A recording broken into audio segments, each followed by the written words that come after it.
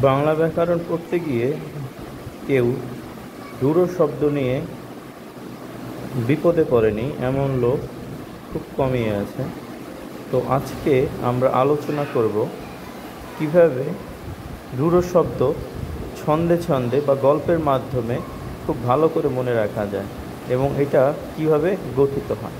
তো প্রথমে আমরা যদি রূঢ় শব্দ কীভাবে গঠিত হয় সেটা সম্পর্কে বলি, তাহলে আমাদের বলতে হবে প্রত্যয় এবং উপসর্গ যোগে রূঢ় শব্দ গঠিত হয় এবং এর মূল ব্যাপারটি হচ্ছে এই শব্দ কখনো এই শব্দের মূল অর্থের অনুগামী না হয় না, বরং এটা সম্পূর্ণ আলাদা অর্থ প্রকাশ করে। যেমন আমরা যদি প্রবীণ শব্দটাকে ধরি, তাহলে আমরা এটার অর্থ পাব প্রবীণ শব্দের অর্থ যে প্রকৃষ্টভাবে বীণ বাজাতে পারে। বীণ বলতে একটা বাদ্যযন্ত্র, কিন্তু প্রবীণ বলতে আমরা একজন বয়স্ক লোককে বুঝি। তো এরকম আরও বিভিন্ন ধরনের শব্দ আছে যেগুলো রূঢ় শব্দ বলা হয়, যেরকম প্রভাত, প্রবীণ, সন্দেশ, হস্তি। তো আমরা এই শব্দগুলো আজকে একটা ছন্দের মাধ্যমে প্রকাশ করব, একটা গল্পের মাধ্যমে প্রকাশ করব, যাতে এটা আমাদের দীর্ঘদিন মনে থাকে এবং মনে রাখতে যেন কোনো কষ্ট না হয়।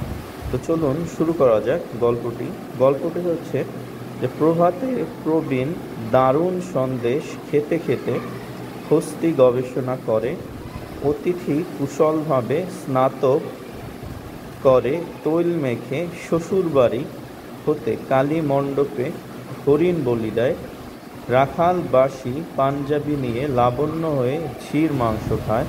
তো এখানে গল্পটা আসলে মুখ্য না, গল্পের অর্থটাও আসলে মুখ্য না, মুখ্য হচ্ছে শব্দগুলো।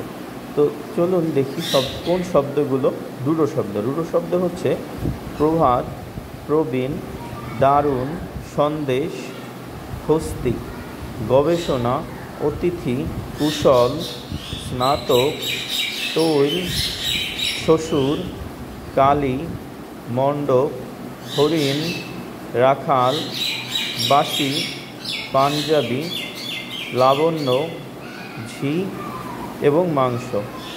তো সবাইকে ধন্যবাদ এই ভিডিওটা দেখার জন্য, এবং সবাই লাইক কমেন্ট দিয়ে আমাদের পাশে থাকবেন, যাতে করে পরবর্তীতে আরও সুন্দর টেকনিক নিয়ে আপনাদের সামনে হাজির হতে পারি। সবাইকে ধন্যবাদ।